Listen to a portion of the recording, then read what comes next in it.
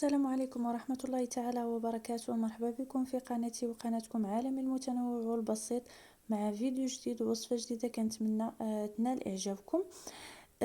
مرحبا بكم وألف مرحبا بالناس الجداد اللي انضموا للقناة. كنتمنى المحتوى ديال القناة يعجبكم. بطبيعة الحال إلا عجبكم عملوا لي لايك واشتركوا في القناة وفعلوا الجرس باش توصلوا بكل جديد، وخلوا لي شي كومنتير مزيون فضلا وليس أمرا. كيف ما كتشوفوا معايا احبائي الاعزاء، غادي نوجدوا واحد الحلوى ديال دوازاتي بطابع ديال البطاطا. من لا يعرف الحلوى بطابع البطاطا، فقط غير بجوج بيضات كاقتصاديه وسريعه التحضير، كتجي هشيشه ومقرمشه وبكميه وفيره، ومع ذلك حتى تعطي واحد المنظر مزيون. كتجي بنينه وضروري خصنا الحليويه تكون عندنا في الدار. ندوزو اخوتي المقادير وبسم الله على بركه الله. كيف ما كتشوفوا معايا هنايا خدينا هاد القصريه، عملنا فيها واحد ربع ديال الزبده، واحد الكاس ديال السكر سنيده، وواحد الفاني. هنايا غنكتفيو غير بسكر سنيده كاس فقط، على حساب غنزينوها في السكر سنيده. هنايا غادي نخدموا ديك الزبده ديالنا مع داك السكر مزيان. كيف ما كتشوفوا عاد غنزيدوا جوج الكؤوس ديال زيت نباتيه. صافي كنخدموا قلت لكم ديك الزبده مع ديك الجوج كيسان ديال الزيت النباتيه على هذا الشكل هذا مزيان خوتي. صافي كنبقى نعمل لها هذا الشكل هذا. كنتمنى الوصفه تنال اعجابكم وجربوها، راه كيجي رائعه. هنا غادي نضيف جوج بيضات، غنعمل بيضه من وراء بيضه كيف ما كتشوفوا معايا خوتي. حاولوا ضروري نخدموا الحلوى ديالنا على هذا الشكل هذه، باش ملي غنبغيو نعملوا الدقيق ما غاديش نبداو ندلكوا فيها ولا شي حاجه. يعني في الاول خدمنا الزبده والزيت والبيض، يعني ملي غنضيفوا الدقيق غادي نبداو غير كنجمعوا هيدا بيدينا وصافي، حيتاش بطبيعه الحال راكم عارفين الحلوى راه ما كتبغيش تدليك. هنايا غادي نضيف جوج كؤوس ديال الكوك اللي كيعطي واحد الطعم غزال ما شاء الله، وكيعطي الواحد الهشاشه كيجي داك كتجي ديك الحلوى مقرمشه وهشيشه ما شاء الله. كنتمنى هذه اضافه ضفتها، كنتمنى تعجبكم. جربوها وعطوني رايكم.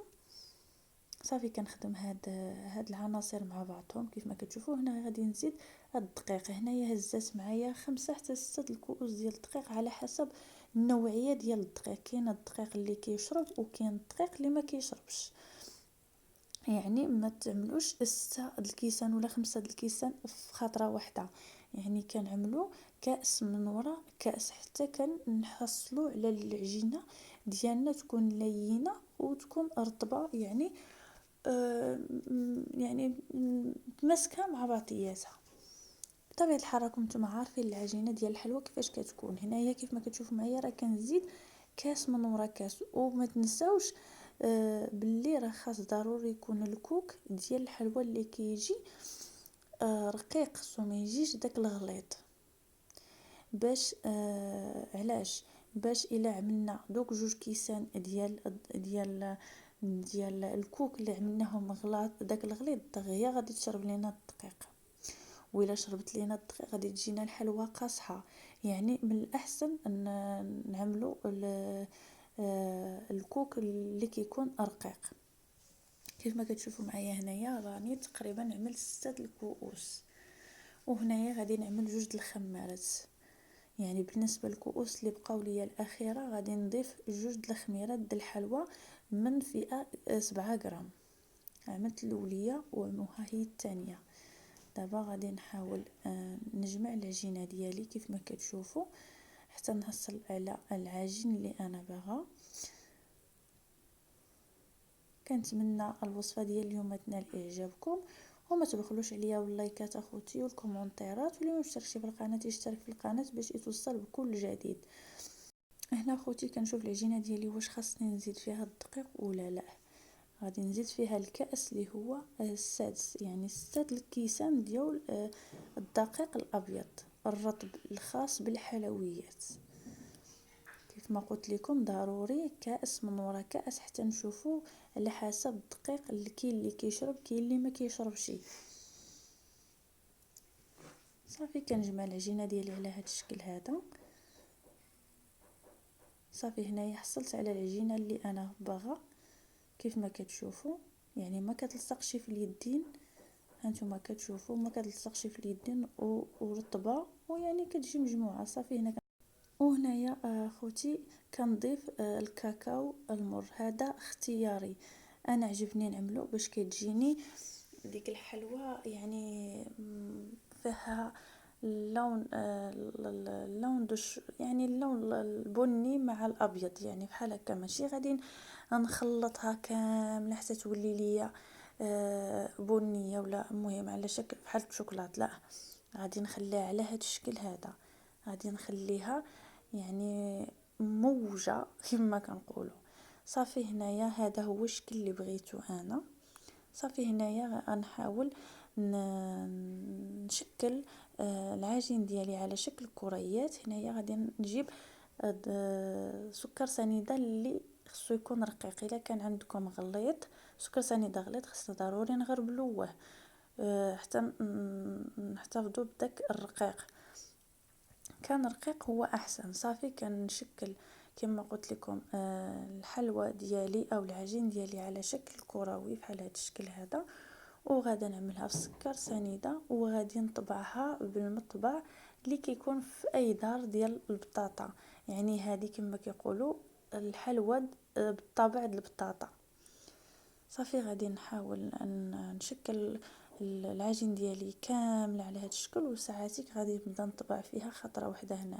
هنايا غادي نعمل معكم وحده كتجي على هذا الشكل هذا بحال الشهده، بحال المطبع ديال الشهده كيف ما كتشوفوا اخوتي كتجي رائعه ما شاء الله، وكتجي كما قلت لكم بداك الكوك هذاك كتجي هشيشه وكتجي رطبه، يعني ما كتجيش قاصحه. وبالنسبه لذاك اللون ديال الكاكاو مع العجين ديالنا حتى هو عطاها واحد النظره حتى هي مزيونه. بالنسبه للكاكاو يعني اختياري، يعني بامكانكم تعملوا شي ملون غذائي اخر، يعني يلكم الاختيار. صافي هنايا كما كنعملوا نشكلوا الكريه ديالنا على الحجم اللي بغينا.